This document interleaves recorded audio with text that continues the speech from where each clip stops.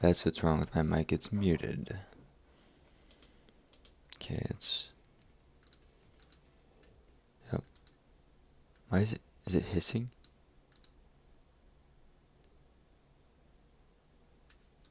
That is really weird.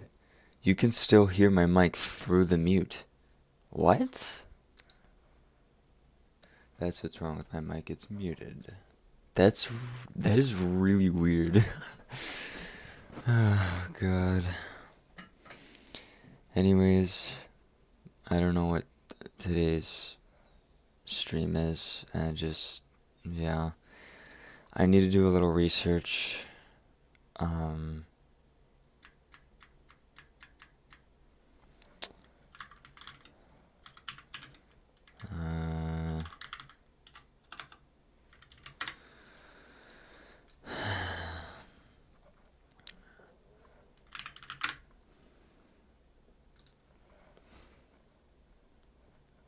can you see this? No, I don't think you can.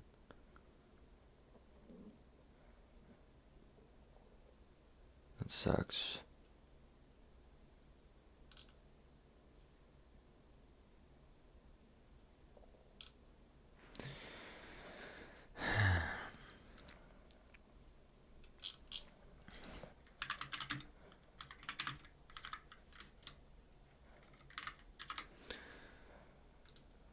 Man, people really will fucking engine swap anything, huh? Why are these all so low res? Holy shit. I mean, I guess this is all from... So what the fuck is that?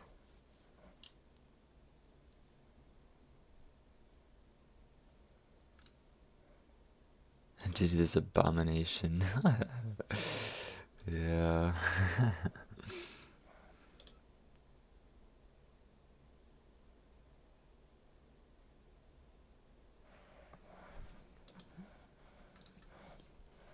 So yeah, you can't.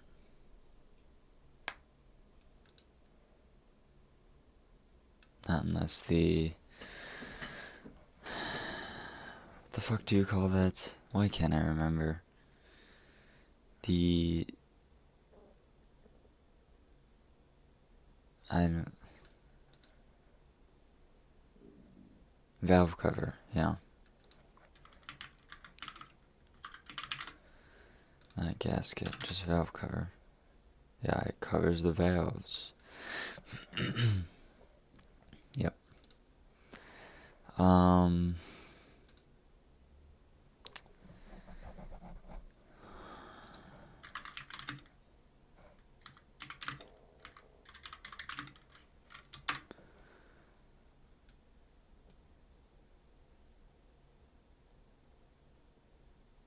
Okay, let's X this shit out.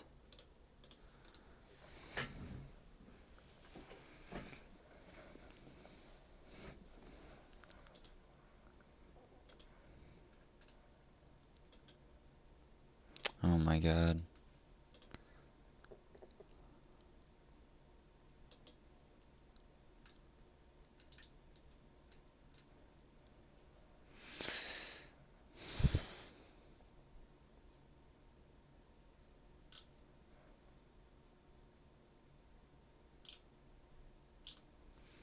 Wait, can I go? Oh, I can. Oh no, this is removed, 100%. I don't think Craigslist stores there. Yeah.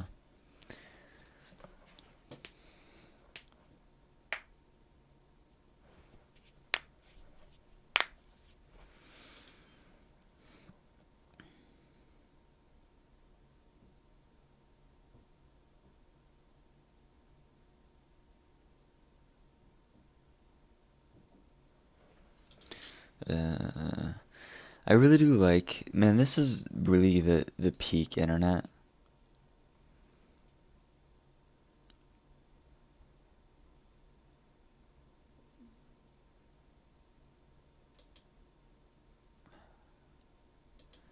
I really should bring my stupid little fucking scan tool, although it's not gonna show anything. Oh, look, here's another one.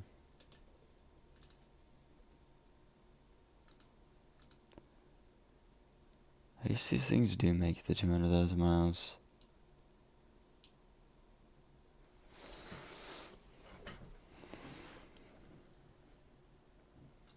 So as you can see,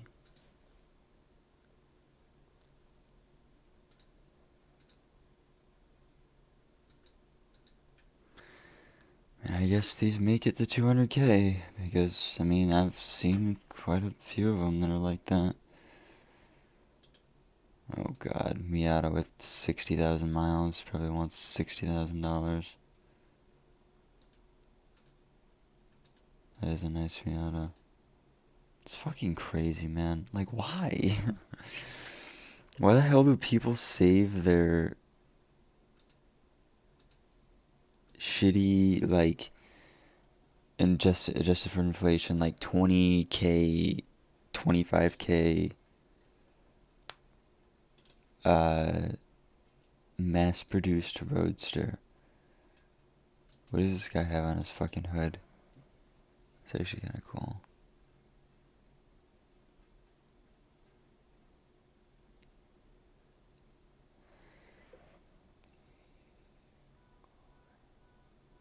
The fuck?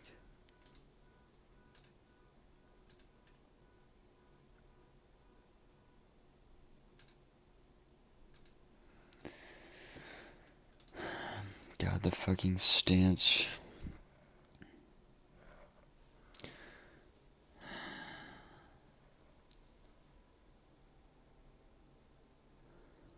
Specific parts of the engine are repaired and taken on the mesh.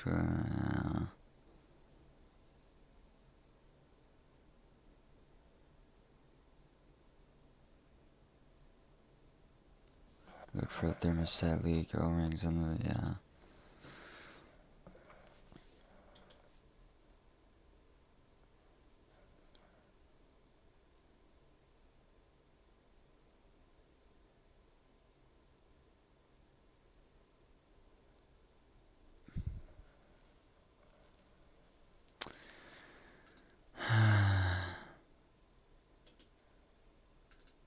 A lot of these are just kind of like forums, but I mean, I guess, yeah, they're all forums, really.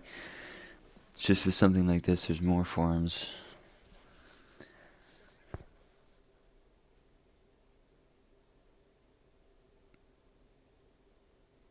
AC recharge, alternator, accessory belts, and idler pulley.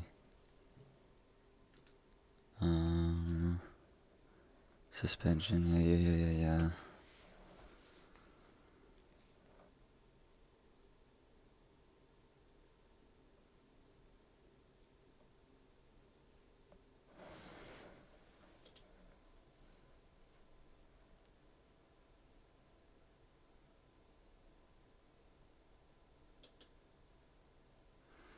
Yeah, that's the crazy part. Only 12,000 SVTs were ever made. And there's specific parts for these.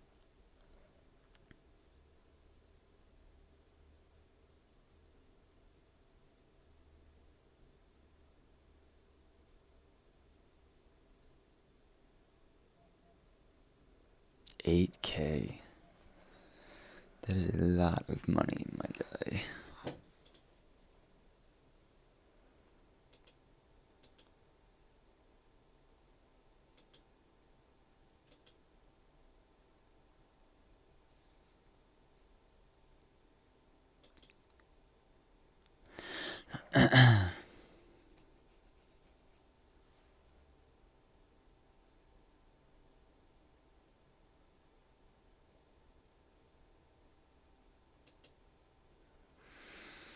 I guess I'll just have to see if it drives well, because here, I guess I can bring up the listing now. Far enough into the stream. If I can fucking figure out how to use goddamn Facebook.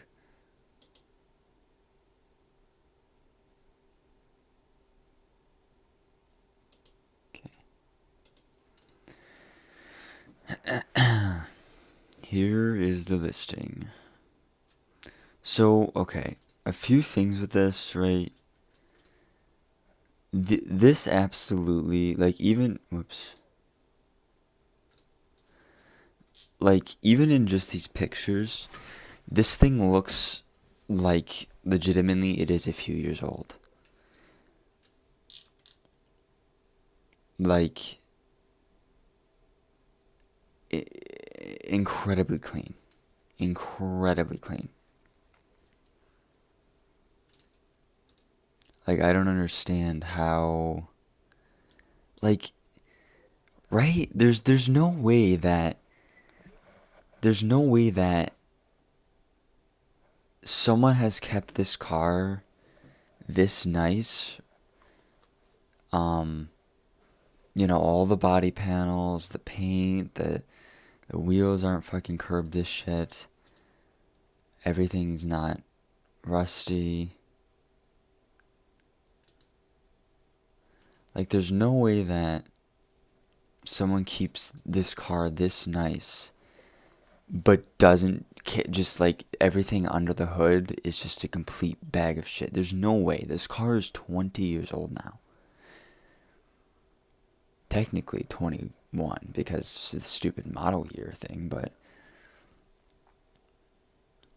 like that's just the thing, right? The saying goes is you can tell a lot about a car by how the trunk looks, and the whole idea behind that is if someone doesn't give a shit enough to even just keep the trunk clean, then they probably do not care about the rest of the car, And especially if you're going to look at it and the trunk's all just rusty and there's a bunch of shit in there and fucking whatever, then it's probably not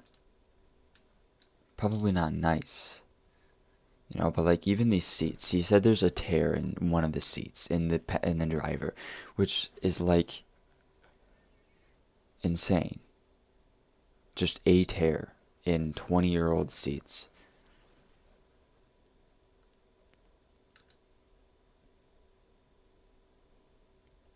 And all the plastic and shit looks like... My car is 25 years old now, and it looks completely different to this car. It is 5 years older, but it looks completely different. My car, it's got the radio knob's missing and shit. The door when you open it, the thing that keeps it open, that who knows where the fuck that went. I'm missing a trim piece on my like this trim piece right here. I'm missing one of those. What else? My front bumper's cracked right down the middle, which sucks. So it's just kind of hanging. Yeah. It's just... But I see a lot of these Focuses that are at 200,000 miles.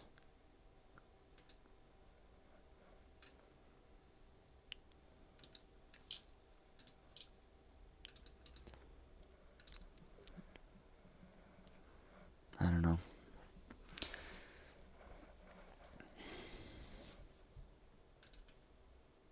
He even claims it's never been driven in the winter, which if that's true, that's insane. I gotta ask him, first fucking words out of my mouth is, how long have you owned the car? And then, when's the last time the belt's opened? I guess, I don't know. I have to ask him, yeah, how long? I need to fucking write shit down, dude. Fuck. Where's my phone? Because I'm not gonna remember all this shit, and I'm gonna be all skittish and nervous and stuff for no reason. Okay, so let's see. So if I go to, yeah, let's go to notes. Questions. Question S. How long have you owned the car?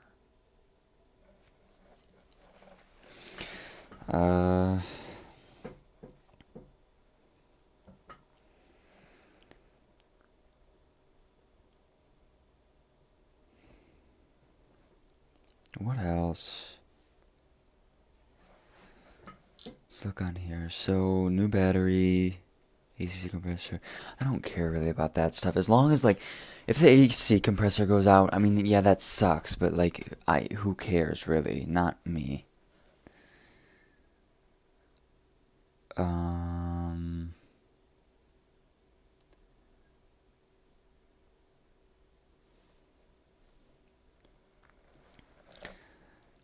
guess I want to ask about the thermostat because what's the difference between, okay, I also have to look up this. What is the difference between a serpentine belt and a timing belt? I think the timing belt is that, obviously it controls the timing, and then the serpentine is what runs all the accessories.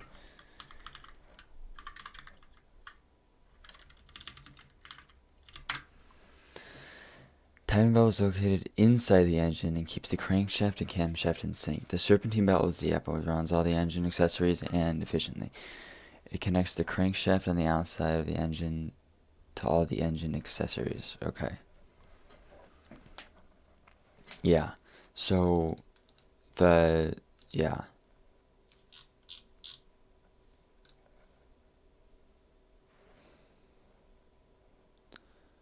Actually, I would like to see where it is, though.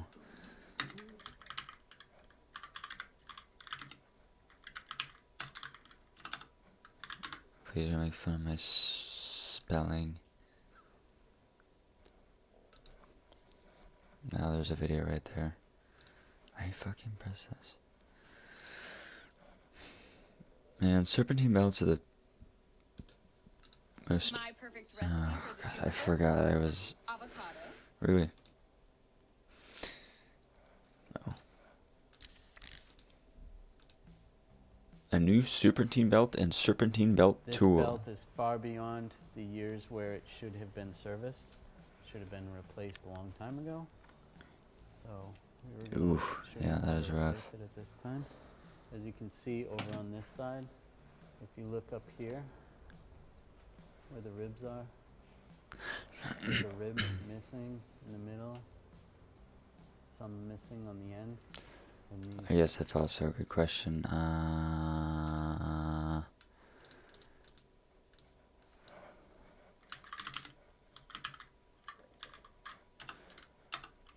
Serpentine belt versus bad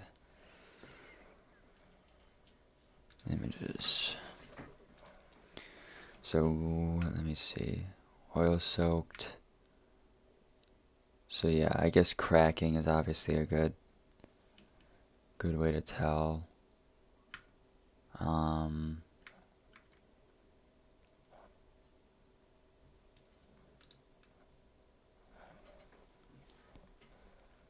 Why? Abrasion / misaligned, cracking, glazing. What the fuck is glazing?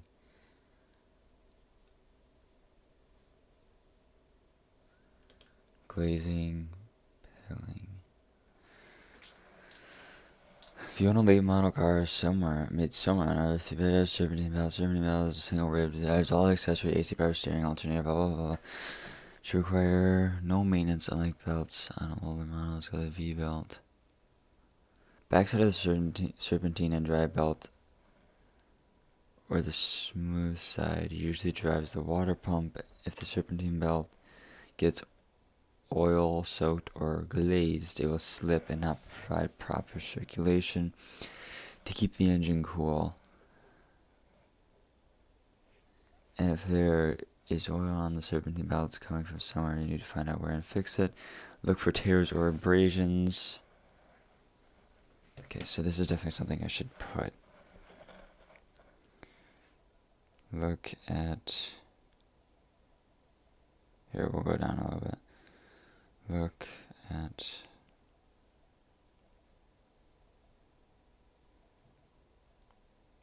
Still can't spell serpentine.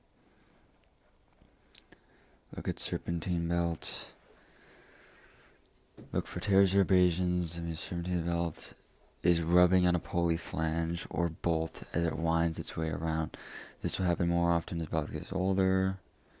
If this happens, you may need to file a flange a file a polyflange smooth.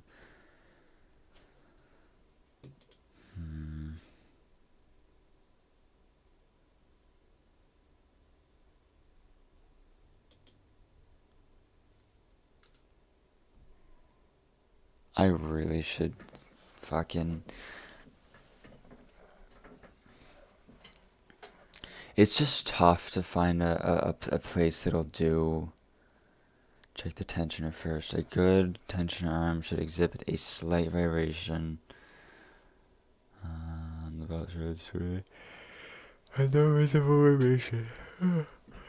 As the tensioner arm exhibits a jerky vibration motion, the belt vibrates or the tension arm moves. The tensioner is bad. You know, I wish I would have fucking known that. If your tensioner is bad...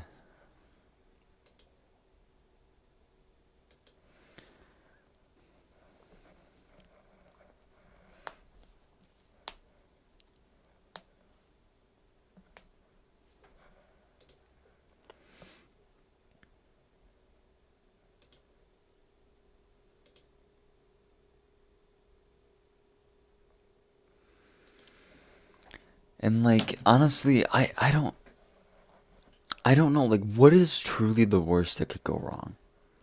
The worst thing that could go wrong is the transmission. But usually transmissions, the way they wear is not, it's very obvious. If a transmission is going, you can tell that it's going. It's not, unless obviously, you know, you're pushing way more power than was ever designed for this particular transmission. It's not just gonna blow. So like if all the gears and synchros and if all that feels good, then that should be fine. And then if the clutch is bad, which is actually good.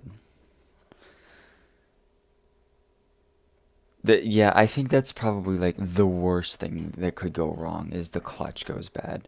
Because that would be a pain. That could be like $900. And that would that would be pretty bad. And I feel bad fucking asking my friends to like...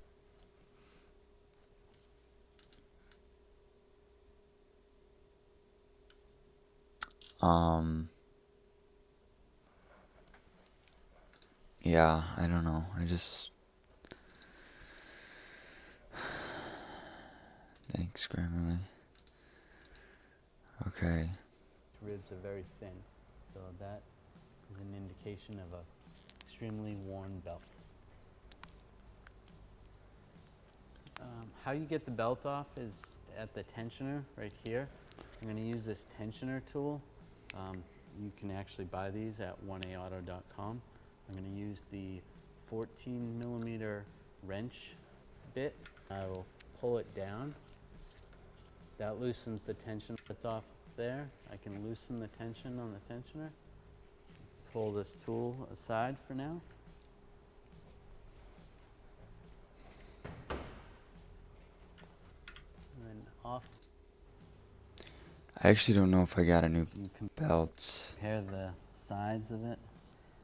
The old belt is extremely worn. The new belt is nice and all the ribs are there, so it's good. Okay. I'm actually gonna open up Edge here. So let's go to YouTube. Let's go to Chris Fix, my man. Actually, I'll go to Wizard. He was right there.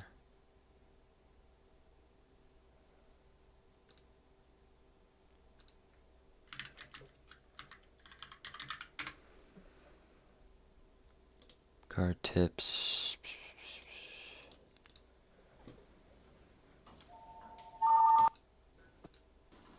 For me to have my own channel, so Here it is. This is my first video, so please Oh my don't beat god, me it's up his too bad in the first comments. video. While Hoobie finds the cheapest high-end car in the country with issues that I get to diagnose and repair, this channel will focus on me helping you to keep your car on the road, share some of my secrets for getting the title Wizard. My days of being a mechanic started when I was very small, like 10 years old.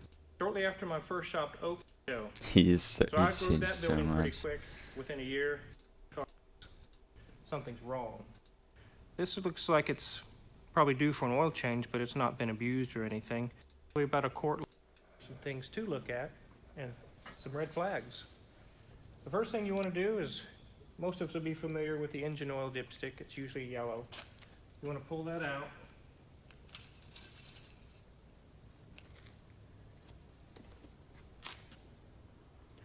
As you can see, it's probably about a quart low of fluid. This is engine oil.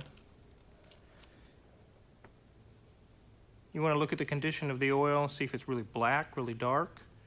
This looks like it's probably due for an oil change, but it's not been abused or anything.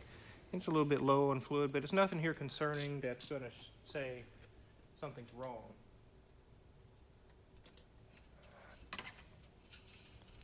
The transmission fluid, we don't necessarily need the car running. We're just going to look at the condition of the fluid. If it's brown, you could even smell it.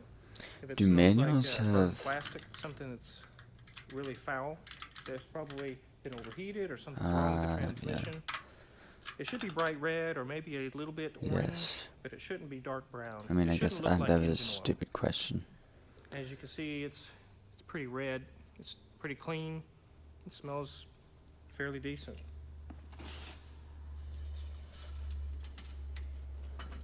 Here we have the coolant reservoir. I'm going to take the cap off. Kind of take a peek inside of it. Just make sure there's nothing floating. If there's a bunch of stuff floating on the top, it may have added an additive to try and hide a leak. Look at the bottom of the cap. Does it have a bunch of gunk on it? It should be full of clean antifreeze up to the full cold line or somewhere thereabouts.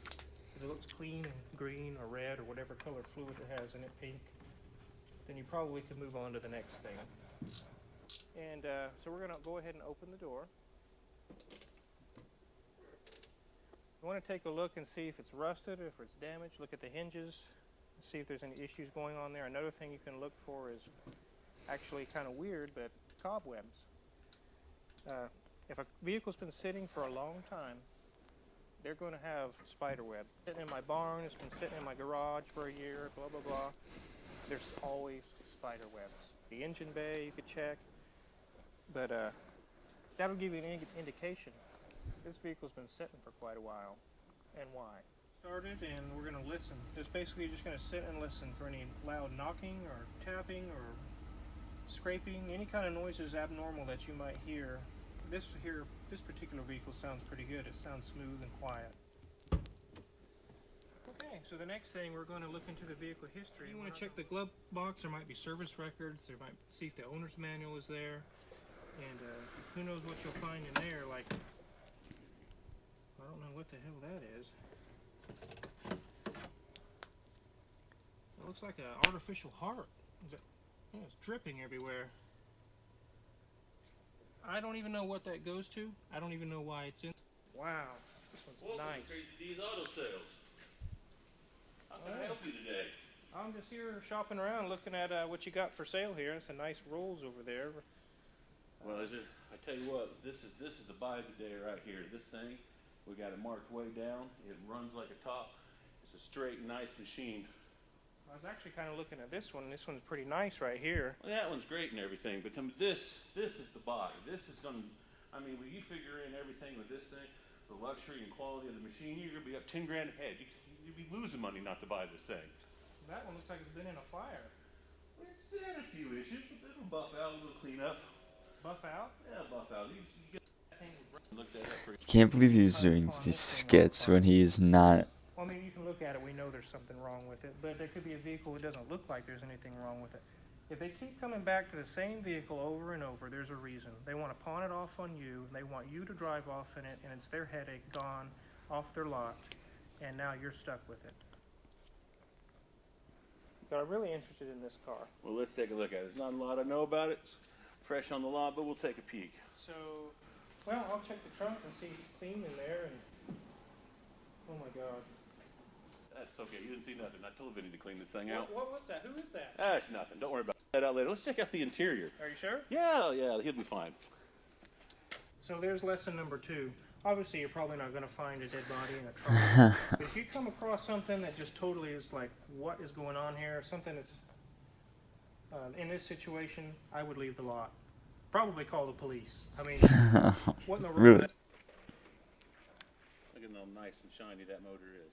What's going on here? Again, I just believe that, you know, a person like to carry a few extra pints with him. You never know, you know. Goodness, there's like 5 of them. Well, you know. Well, he must be just going through it like water. Well, I doubt that. I'm sure it's just extra, you know. You buy a container, you put a few extra underneath the hood. No big deal. This isn't even the right fluid for this car. Well, I will have to check the service history and see if it's actually ever been used. But, you know, it could just be extra stuff sitting underneath here. Something ain't Nothing adding up. else. Okay, well, Okay. The fuck.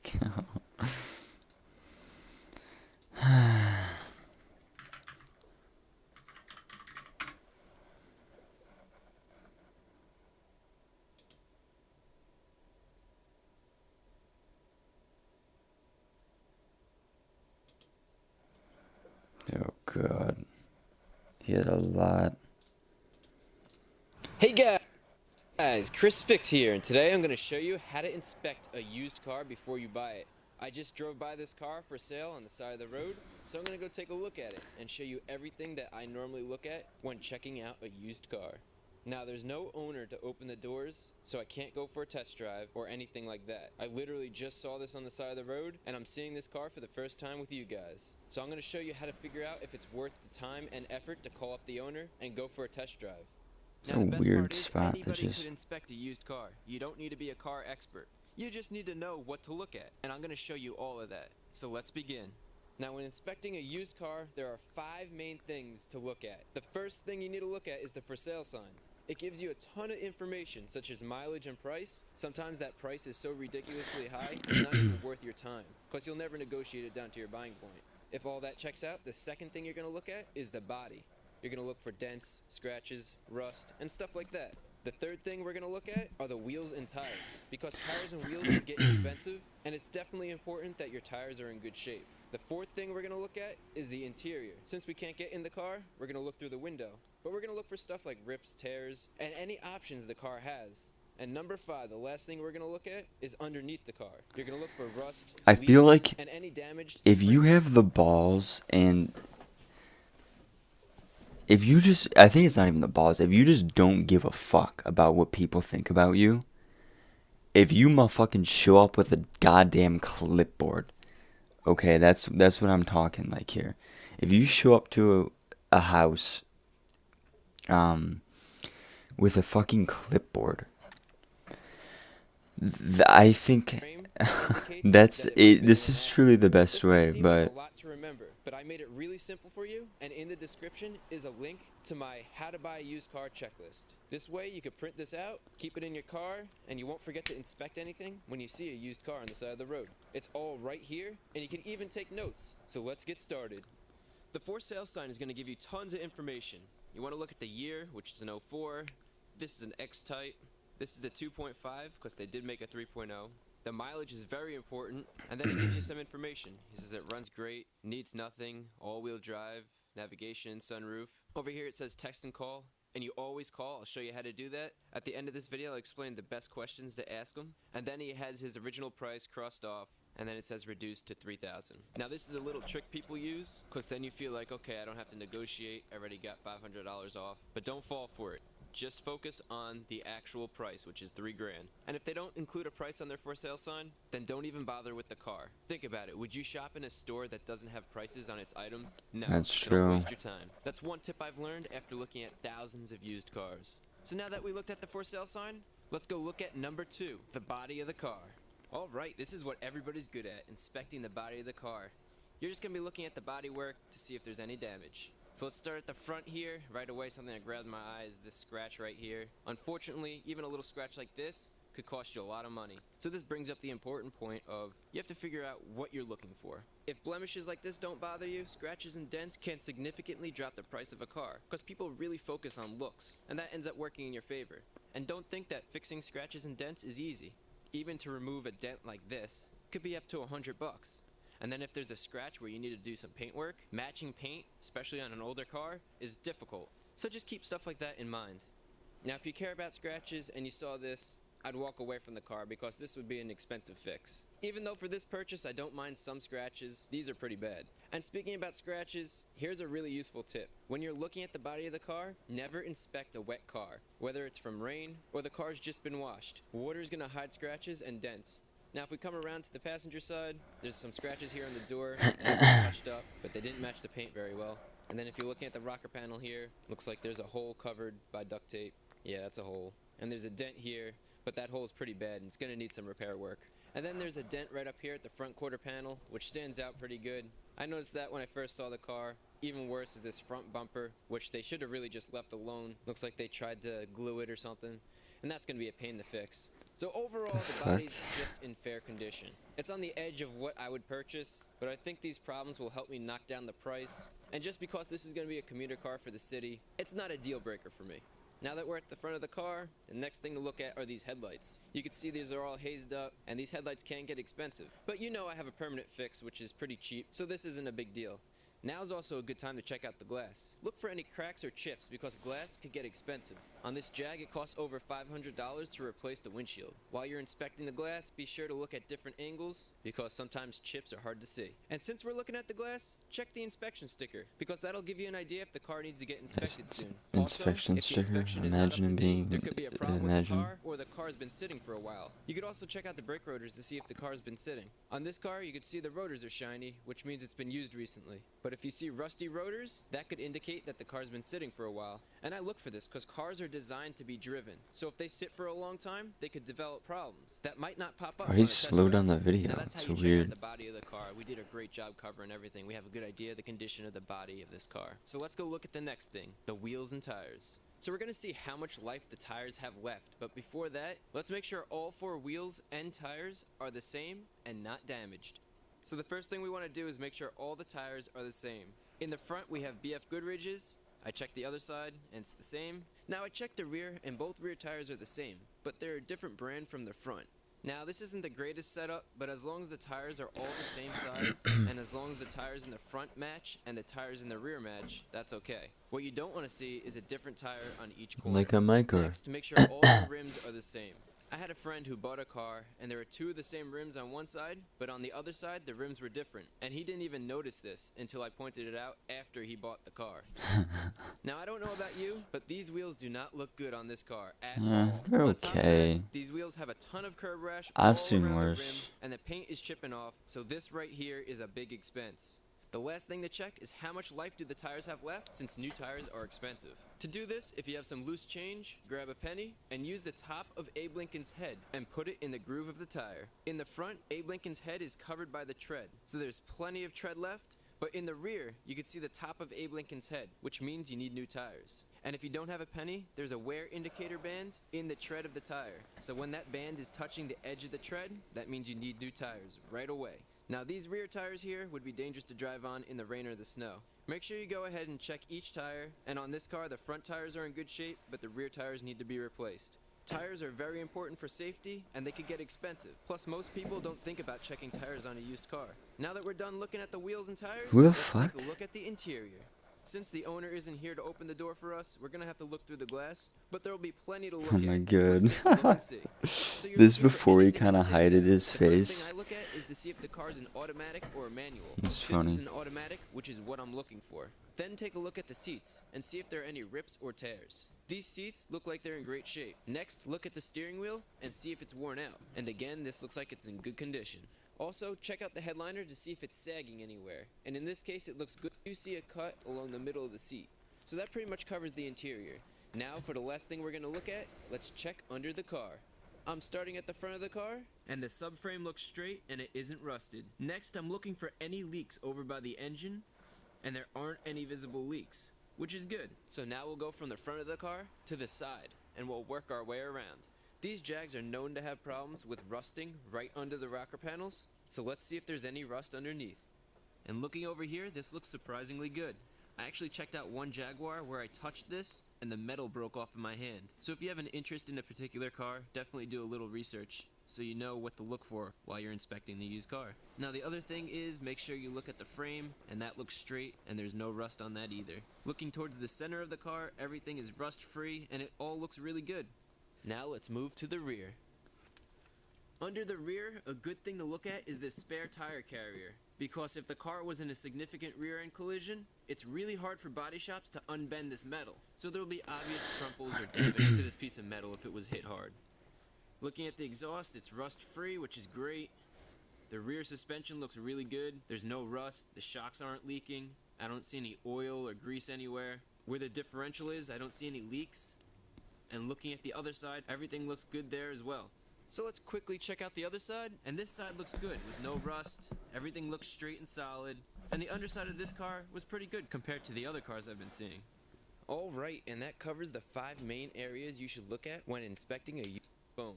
I'll also show you all the tips and tricks I have for when you take the car out for a test drive. Should send this fucking video to my dad. Because, like, the only thing with my dad is he thinks just, oh, you know, run the block. Yeah, usually that's not enough. Hey guys, Chris Fix here, and today I'm going to show you what to look for when you test drive a used car, and how I negotiate with the owner of the car, and what to look for in the car's title to make sure the bank doesn't own the car, or that it isn't a salvage or flooded car. In the previous episodes of How to Buy a Used Car, we met with the owner, did an engine, interior, and exterior inspection. I guess I'll do that first then, huh?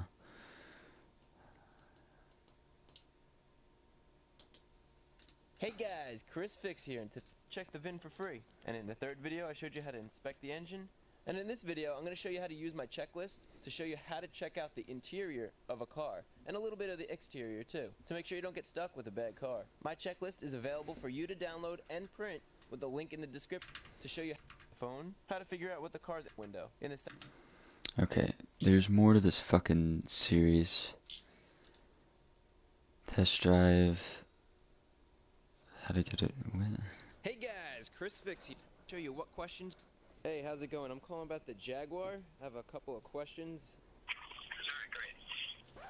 I know we just started, but I want to stop the call real quick because I actually made a mistake here. When the car's on the side of the road like this, the first thing you want to say is, hello, I'm calling about the car for sale. You don't want to name a specific car. Just ask about the car for sale. That way, if the person sells used cars on the side, or they're a dealer, they're going to respond, which one, since they sell multiple cars. If it's a private owner, they won't ask which one because they're selling just that car. And then knowing if it's a private owner versus a dealer is important because it helps you understand why the car is being sold, and it tells you if the guy selling the car does this professionally or not. So yeah, I guess that's these are good questions actually. How long have you owned the car?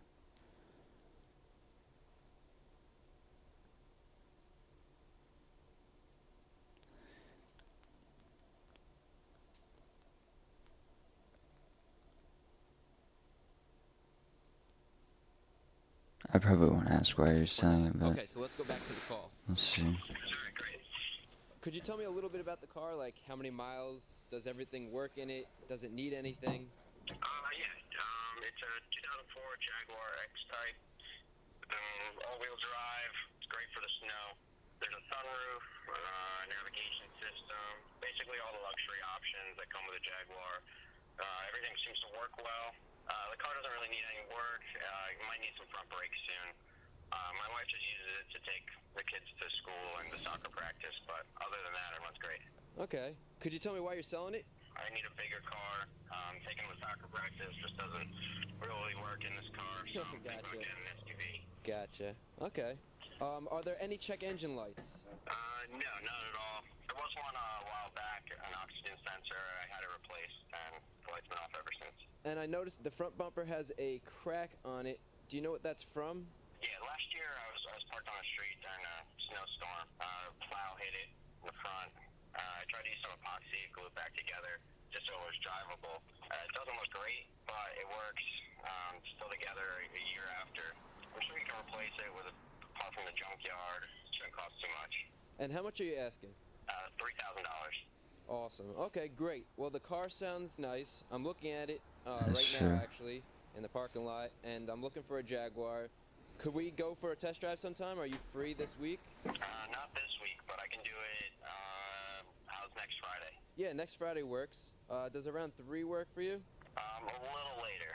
Okay, as long as we could get the test drive in before the sun goes down, because I want to see the car with the sun still up. So, like 4 o'clock or something like that? Yeah, 4 will work fine. Okay, great. Friday at 4, I'll shoot you a text in the morning. Thanks a lot, man. What's your name, by the way? Frank. Okay, Frank. Thanks a lot. I'm Chris, and I'll see you next week. Great. All right, a week later, we're meeting up with the owner a little bit earlier than we talked on the phone just because I need to film. But I have a couple of things that I want to go over and I want to show you before we meet with him. So the first thing I want to go over is my updated checklist. This is going to help you guys tremendously. You could download this and print it out for free with the link in the description. So wait, what does he have on here? Value of the car, trading value, parking sensors, AM radio, blah, blah, blah, blah, blah. VIN check. Actually, I want to see that.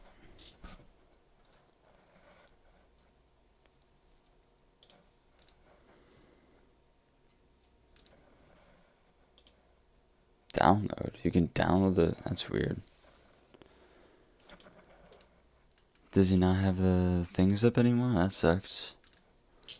Really proud of this checklist, and I think it's a great tool. It's what I use every time I look at a car. The first thing we have here are questions you could ask the owner. These are just some of the basic questions. Why are you selling it? Does everything work? I already asked that. Any service records? Yeah, I need those service records. I have to have them. If he can't prove it, then it's just not gonna work.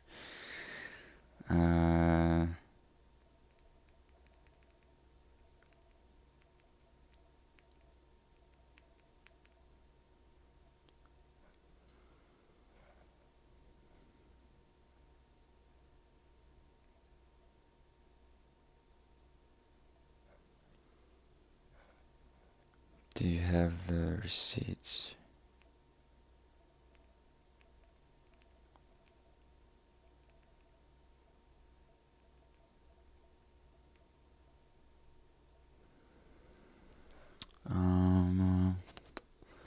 What did you use the car for?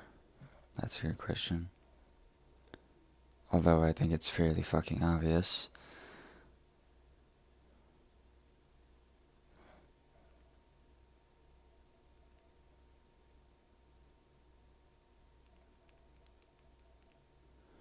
How long have... Oh, that's my first question.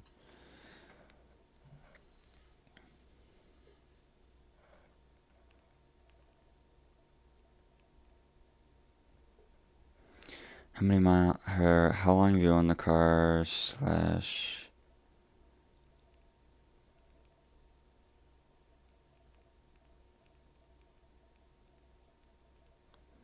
How long have you owned the car / how many miles have you put on it?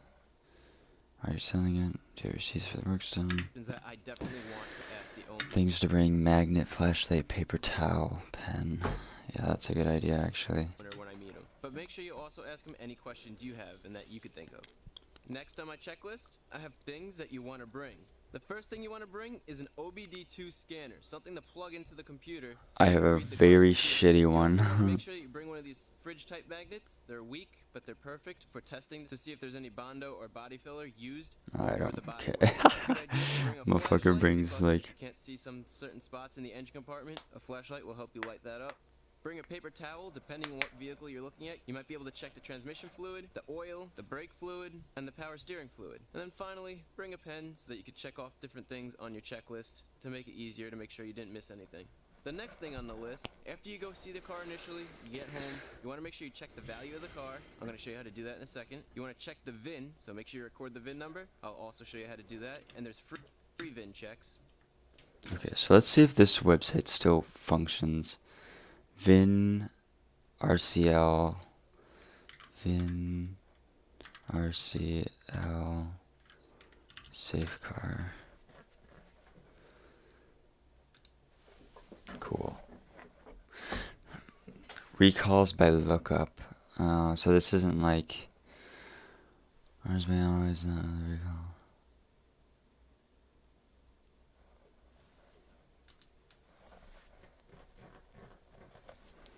I have the links right on the paper. And then you want to write down any major problems from your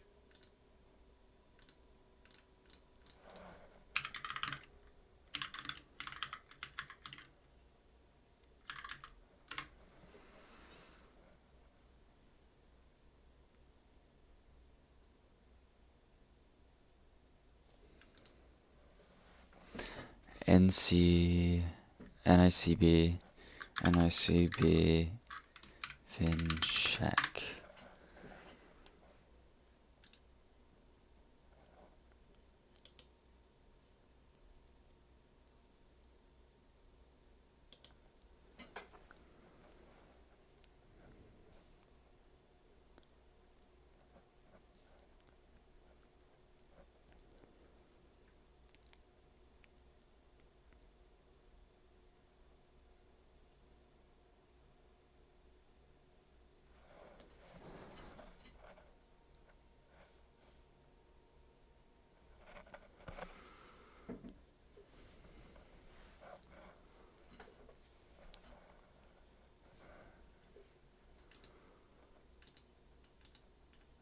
your research that the car might have. In this case, I did a bunch of research on Jaguar X types to see what common problems they have, and I listed them all in this section.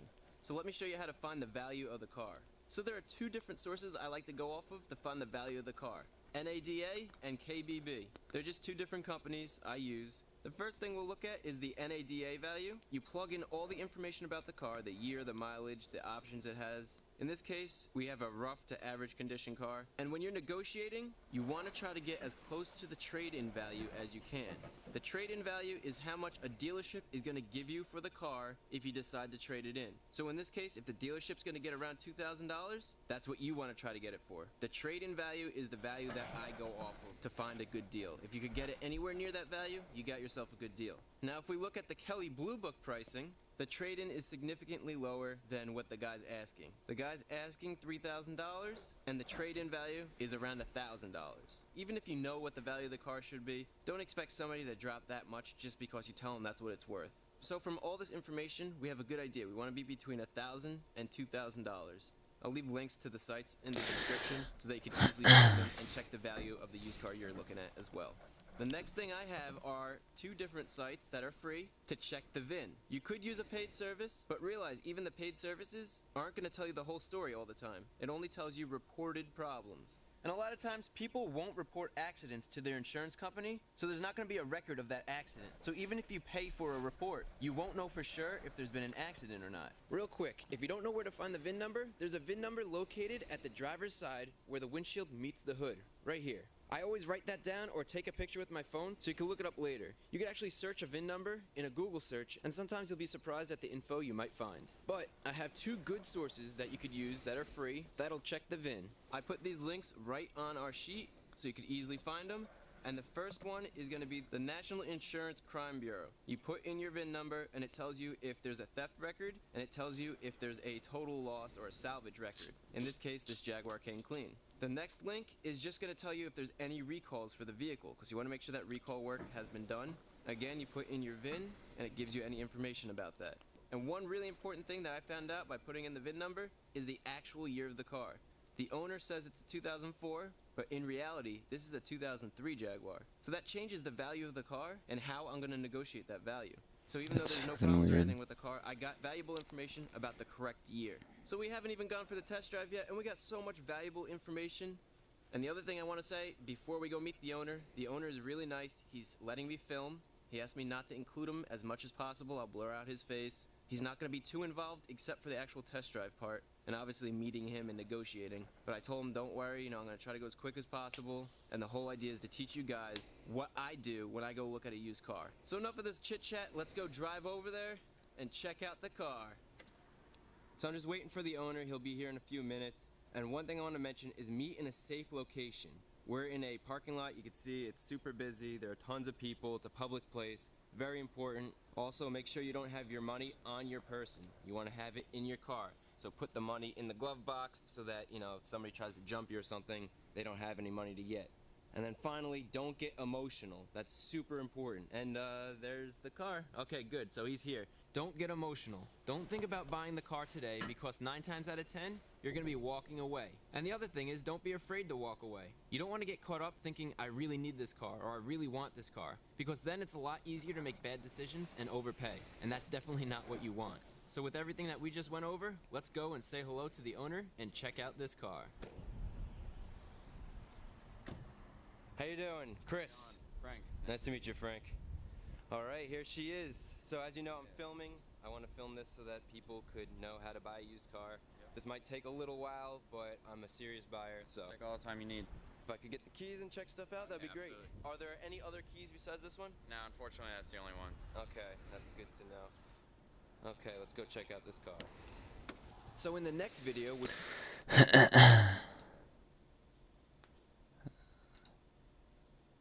second video, I showed you what questions to ask the owner on the phone, how to figure out what the car's actually worth so you get a good deal, and how to check the VIN for free. And in the third video, I showed you how to inspect the engine. And in this video, I'm going to show you how to use my checklist to show you how to check out the interior. All that's left is the test drive. So let's get to it. Actually, I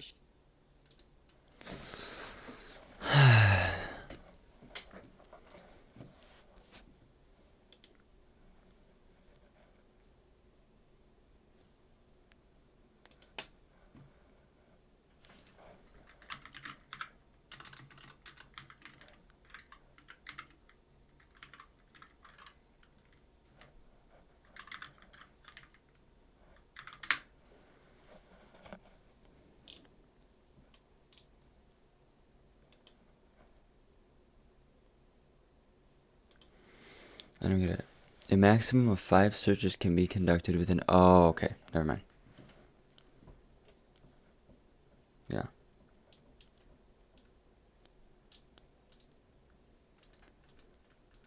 should mention the interior of a car and a little bit of the exterior below. So the first thing I like to do is, you're going to be sitting in these seats every day. It's what holds you into the car. I inspect the seats. So we're going to be looking for any No rips, way. any tears, any worn out parts of the leather, and these seats look excellent. I don't see any marks of wear and tear, especially for 130,000 miles. There is a mark right here, and that's probably from the seatbelt sliding back and forth, but I might actually be able to clean that up, maybe dye it again, might even come back with some leather conditioner. Otherwise, these seats look great. Another thing you want to check, make sure that the power seats work in all directions, because if you can't adjust your seat when you're driving, then you're going to have trouble driving the car. And a lot of times these power seats are expensive to fix, so that's just another thing you want to check. Now you're going to inspect the seats on the driver's side, but also go to the passenger side and inspect those seats. And finally, you want to go to the back and inspect the back seats. You just want to take a look around on the interior and check all the seats. The next thing I like to do is check out down by the floor mats. The floor mat area gives you a lot of information, and I have a couple of really good tips. So the first thing you want to do is you want to remove the floor mats, and you want to inspect the condition underneath the floor mats. Feel around for any water, and also hit around and feel for any soft spots. If you can, you could also go underneath the car and look up and make sure that there's no rust. A lot of times if there's a leak, water could accumulate here, get in between the carpet and the metal, and cause rust, and then your floorboards are all rusty. Next, we want to look at the brake pedal and the gas pedal, because this will help us tell if the car's odometer has been rolled back. Now, it's not a definitive way to tell, but it'll help give us clues. And what you do is you look at the rubber on the brake pedal, and you want to see how worn out it is. Now in this case, we have a 130,000 mile Jaguar, and the brake pedal doesn't look that worn out. But if the guy's claiming to have a 40,000 mile car, and the brake pedal looks like this, where it's worn down to the metal, well guess what? You know that car has way more than 40,000 miles. So this is just a quick thing to look at, and it gives you some more information, and it could tip you off that the odometer's been rolled back, especially if the wear on the brake pedal or gas pedal isn't consistent with the amount of miles that the car has. So this is the driver's side. Let me show you a tip for the passenger side. Under the dash on the passenger side, you have the heater core, and if there's a heater core leak, you have to rip out this whole dash just to get to it. So one thing you want to do is you want to go underneath both floor mats in this case, and you just want to feel back here for any wet spots. This should be completely dry. And that's one thing I see a lot of people miss. They'll go check the heat and make sure the heat works, and the heat will be working, but they don't check under here for any leaks. And then eventually they'll feel, oh, why is there water under here? And they have a heater core leak, and they need to get their heater core replaced. So following our sheet, the next thing we want to do is check out the trunk. Now surprisingly enough, you can learn a lot from looking at the trunk. Next, we want to go in the trunk, and we want to look for any water spots indicating that there's any leaks. And we also want to feel around and make sure that we don't feel any leaks anywhere.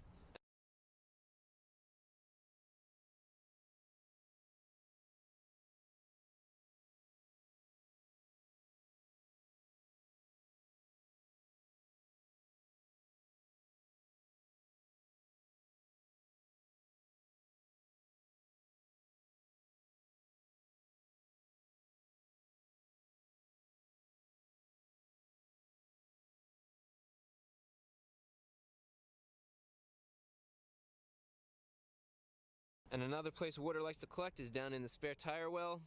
And if we look here, it looks like since we're down here at the spare tire, you can make sure that the spare tire is filled with air and pumped up, and it is. We have our tow hook here, and we also have our jack and everything under here. I could see it through here. I don't want to take this all apart. But make sure you have your jack, so if you get stuck, you can put the spare tire on. Another thing is the trunk down here tells you a lot about the person. If you look here, we have a kid's toy, and the guy said he has kids. Also, if you look here, I found this module, and the guy actually told me that it's the parking sensor module, which is this over here, and this is what he thought was wrong with the parking sensors, so he replaced it, and it still doesn't work, so he doesn't know what the problem is. So that's all just by looking in the trunk. And then finally, the last thing to look at, this spare tire carrier is perfectly round, and on the sides here, it's perfectly straight. In a rear end collision, when a car crumples this up, body shops aren't going to be able to pop this out and make it look perfectly good again.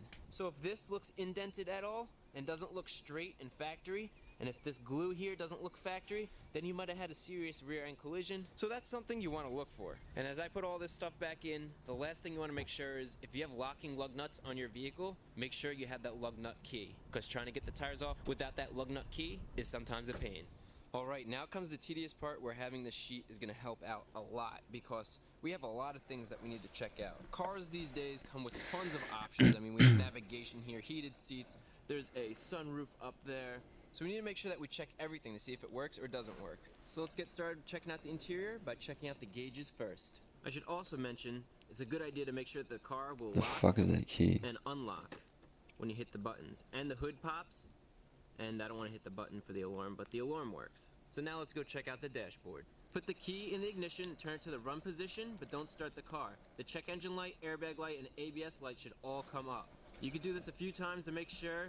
You also want to make sure that any lights such as the brake light, seatbelt light, the oil light, and then, well, that's interesting right there. You can see right down there where the battery light should be is a piece of tape over the battery light. And that's because on Jaguars, there's a problem with the battery cable not allowing enough current to run through it and give enough voltage when it warms up. So a lot of people on this car put these little pieces of tape on the battery light so it doesn't show up. So it looks like all the dash lights and everything work on this car, so now I'm gonna go and start her up. Now there are tons of buttons and stuff that you should be checking. You gotta make sure all your lights work, make sure all the windows roll up and down, and then go to the navigation screen. In this case, this car is really nice. It has navigation. So make sure you check everything. We're gonna start by turning on the heated seats and make sure that they work. We're gonna go on to the audio, turn up the volume, make sure none of the speakers are crackling. And that sounds good. So you wanna make sure not only does the FM work, but you wanna check the AM. If you look at my sheet here, one of the things that I found on my research is that the AM radio, for some reason, goes bad on these cars. The signal doesn't work. And I can't get a channel to work. Now, I don't listen to AM that much, but this car is going to be for my father, and he does, so that's something you want to think about. And that's why you do your research. Who the fuck listens to AM radio? And AM radio was one of the common problems, and look at that. The radio doesn't work. So next thing you want to do is just go through and just hit all the buttons. Literally hit everything. Make sure everything's working. Test the climate control. Make sure you put it on completely cold so that we know if the air conditioning's working. Check the compressor. Make sure the compressor kicks on. I heard it kick on. And then feel for the air conditioner. Already this is getting real cold, so that works, which is good. Air conditioning stuff could get expensive, so if you want to have air conditioning, make sure it works. And to check God, the that'd be compressor, fucking just nice look to for just the have compressor working over by air the belt, and conditioning. it should be clicking on and off. If you look down here, you can see with the AC on, the compressor clicks on, and the outside of the pulley moves. If the compressor is clicking on, and you're not getting cold air, there's probably not enough refrigerant because of a leak. And it is okay for the compressor to kick on and off, as long as it stays on for a couple of seconds, and stays off for a couple seconds. You don't want it to be kicking on and off real quick. Know that if the guy tells you, oh, you know, it just needs a recharge, no, the air conditioner never just needs a recharge. I promise you. If it's leaking, there's a problem. So don't fall for that, oh, it just needs a recharge for the summertime. Now we want to go down here, and we're going to turn the heat up all the way. And we just want to make sure we could feel the heat. The engine's at operating temperature, and right away, I could feel this heat blasting out. That's nice and warm, so that's good. And you just want to play with all the buttons, make sure everything works. Make sure all the screen works for the touch. We could go hit navigation, agree. You want to make sure that the navigation could find your car. And in this case, we have no problem finding our car here, so the navigation's working right. Another thing to remember are options like the sunroof. The sunroof, we're going to press the button, let's see if it works. Good, it goes all the way back. The next thing we want to do is we want to inspect around the edge of the sunroof and make sure that we don't see anything indicating that there's leaks. I don't see anything indicating there's leaks, so that's good. And then we're gonna press the button and make sure that the sunroof goes all the way back and seals. Good. It's a good idea to also put the car in neutral and then check the handbrake to make sure the handbrake's working. And in this case, it is. So really check everything on the interior. Even little things that you don't think about, like the windshield washer fluid, hit the button, make sure that it works, because even little things like that add up, and then driving around without windshield wiper fluid, you'll realize how quickly that becomes a nuisance. That's true. I had to drive without windshield wiper fluid for like 2 days, and it was Now, I did go over the exterior a annoying. lot where we first inspected the vehicle, but I want to show you a few extra little tips and tricks. One little trick that you want to do is you want to check the panel gaps. You want to run your finger down the panel gaps just like this and feel for any uneven panel gap. So when you start up here, it should feel the same as when you end up down here. The gap should not change sides. And the same goes for this side of the car. When you start your finger up here, the panel gap should feel the same all the way down. And this side should match that side. Now you want to check the panel gaps on everything, all the doors, even check up above the door, because if you have a sagging door, the panel gap will get wider over here than it is down over there. Now this front panel gap is going to be the perfect example of a bad panel gap. If we follow the panel gap with our finger, that feels good, and I can start feeling it getting wider. Not only can I feel it getting wider, but if you look here, you can see it getting wider. And that's because our hood isn't closing all the way, because the hood latch isn't working. And then another tip I have is get one of these fridge magnets, and anywhere there's metal body panels. But my and car's in made of this plastic. case, Huh? that's gonna be an Exactly. expensive fix. And the last thing I like to check for body work and stuff like that is open the door, and right where the door closes, what you want to do is you want to check this seam right there. And what you're looking for is a hard tape line, because when your car gets damaged and they have to respray it, they're going to put a piece of tape on the inside so you don't spray the inside of the car or the weather stripping. So a hard tape line would look just like that. And what you do is you run your finger over it and you'll feel an edge. You can even grab it with your nail.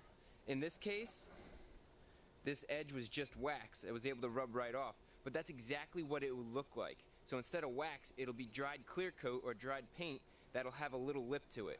So just roll your finger over the edge just like that, and that's what you want to feel for and look for. Especially it could be in here as well, so just feel around, and in this case, this looks good. Now you want to go to each corner of the car and bounce the car up and down. This is going to check the suspension. It should be firm, and it should be hard to bounce. Now if your car bounces around a lot and it's easy to move, just like this Mazda 3 I was checking out, your shocks are Holy bad. shit. It shouldn't be like a trampoline. It should be nice and firm. Also, there should be no squeaks or clunking either, because squeaks and clunking can mean either bushings or ball joints are bad. And you'll feel all of this and listen for all this on the test drive. This is just a quick thing to test. Now let's check the front suspension. With the engine running, turn the steering wheel, and this will give you good access so you can inspect the front end. Now that we can see under the car, go take a look at the strut at the top.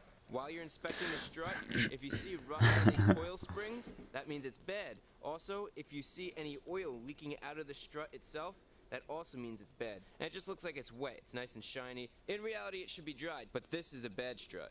And the strut right there seems to be pretty dry, so it looks good.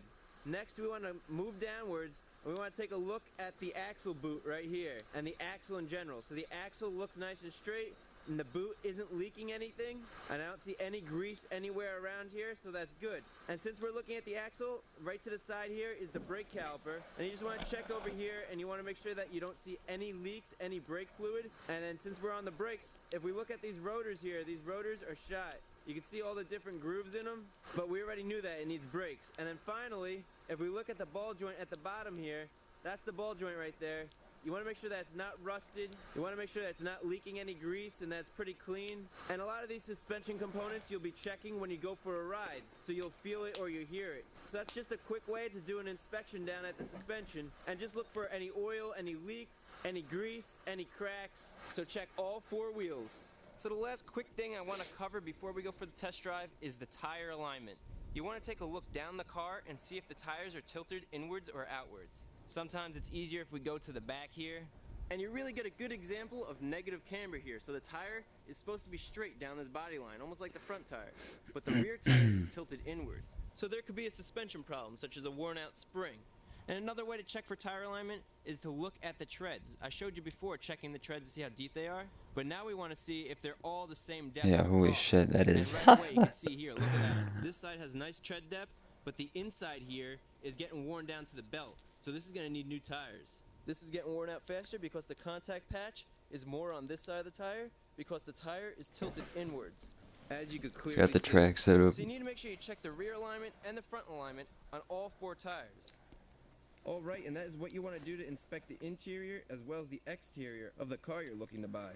In this next and final in this first, only go for a test drive if you're really interested in the car, because you don't want to waste anybody's time. I know I'm going to make Frank an offer as long as the car drives as expected, and I just want to make that clear. Alright, so get in the car, start her up, and then go over in your head the main tests you want to do. Yeah, that is kind of how negotiating works. You feel like an asshole doing it, but yeah, it just On kind this of test drive, sucks. the main things that we're going to want to test are the engine, transmission, brakes, and suspension. To do that, make sure you get some highway driving as well as city driving. And I have everything you need to check on my checklist. And you can download that with the link in the description. So when you inspect the used car, you won't forget anything. Now let's get going. Now you want to spend about 10 minutes taking the car for a test drive and just drive normally. If there are any problems, there's a good chance in those 10 minutes from just driving around normally that you're going to find these problems. And we're going to go jump on the highway right away because it's right here. So again, right now I'm driving normally. And it's a good idea to tell the owner of the car what you're going to be doing. For example, we're going to be doing a hard acceleration test and a hard braking test. Obviously you want to be safe when you do all this, but you want to let the owner know just to be courteous, and also because you don't want them freaking out when you're jamming on the gas and jamming on the brake. So here's a merge, and here's a good chance to really accelerate hard. So I'm going to do a hard acceleration here.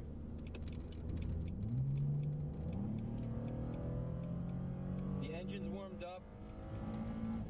It shifts nice. For a 2.5 liter, this thing has pretty good pep. Now I'm letting it coast. I want to make sure it's not slowing down too fast, like the brakes are locked up or something like that.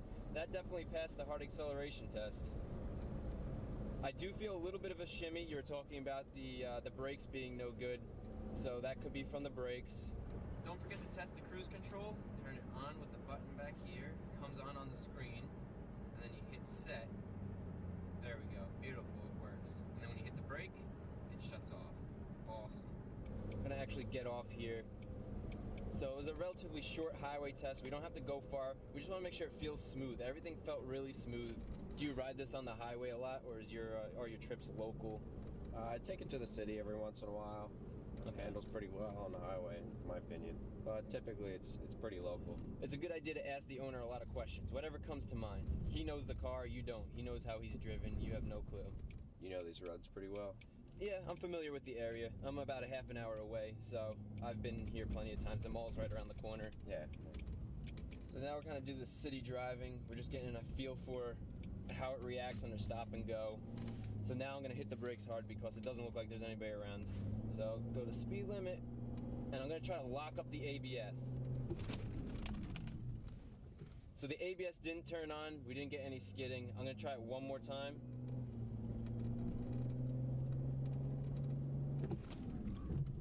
go. I felt the ABS in the pedal, and that means it's working. There's no ABS lights on in the dash, so that's good. That's what we want to see. It stops straight. When you hit the brakes, even when I'm going slow, when you hit the brakes, it's stopping straight. Check for that. Here's actually a good spot that we could mess around with, turning hard. You want to turn the wheel all the way until you can't turn it anymore. This will test the front bearings, CV joints, and the axles, the ball joints, and the power steering. You want the steering wheel to turn easily with no noises. Groaning or whining is going to be the power steering pump. Squeaking is a bad ball joint or a bad tie rod. A click could be a bearing or a CV joint that's in the front axle. And then when everything sounds good, you want to turn it the other way and feel and listen again. This feels and sounds good, so the test drive is going great. Alright, at this point we can start heading back. Perfect timing. Some bumps in the road. You want to listen for any bangs or knocks. That could be shocks or sway bar bushings going bad. Also, make sure the steering feels comfortable and predictable, not loose. So that was a really good test for the suspension. Suspension feels good, it's nice and firm. You would think it would be a little bit softer for a luxury car, but this is like one of those luxury sports cars, firmer suspension. So that pretty much covers what you want to do on a test drive. There are a few tests that I like to do on every test drive, which I showed you, but for the most part, just pay attention to the gauges, pay attention to anything that doesn't feel normal or seem normal. Again, hitting the brakes. You can see there is a shimmy here, but it's nothing horrible. It's just like warped brake rotors, so I'm pretty sure that's what it is. You said it needs brakes, that's my guess. Yeah, I'm thinking the front two brakes have to be replaced. Yeah, that plus the tires in alignment could be what's causing the shaking. The good thing about this test drive is the engine is buttery smooth and powerful, and the transmission shifts are crisp, and overall the... Alright. And there we go, that's how new brakes. The car's worth about $2,500 in fair condition, so I'm going to try to get the car for around $2,000, because that's somewhat reasonable. But at the same time, you don't want to lowball him, because that's just going to make him feel disrespected or mad, and that's the last thing you want. So what I do to prevent that is I explain my offer. Also, a very important thing we learned from the test drive is what he said right here. I've had my fair share of people look at this car. So he probably wants to sell it already because he's shown it so much. And I'm a serious buyer with cash in hand, and I'm ready to take the car today, right now. So use that information to your advantage, and here's how I negotiated. Let's go for it. Again, thank you very much for letting us check out your car, letting me film. I really appreciate it. I'm sure all the viewers appreciate it. Yeah, not a problem. And now comes to the fun part where we negotiate, and I like the car. This is the best Jaguar I've seen. It does have a few things here and there. The wheels and tires, they need to be replaced. I think your offer of $3,000 is a little bit too high. You said you loved the car. Yeah, I do like the car, but I'd like to make you an offer of $1,500 for this car. I think that's what it's worth. Well, I don't think I could do 15. I need to put the money towards my new car, so 15 is not gonna... I can drop it a little, maybe 26. We're still a little bit too far off. I'll be honest, like I can't go above 2. That's too much. I'm really... Would you do 1,800? All right, I can come down to 21. That's still, for this car, it's still a little bit too high. I'm gonna make you an offer, 1,900. That's my final offer. The test drive, letting me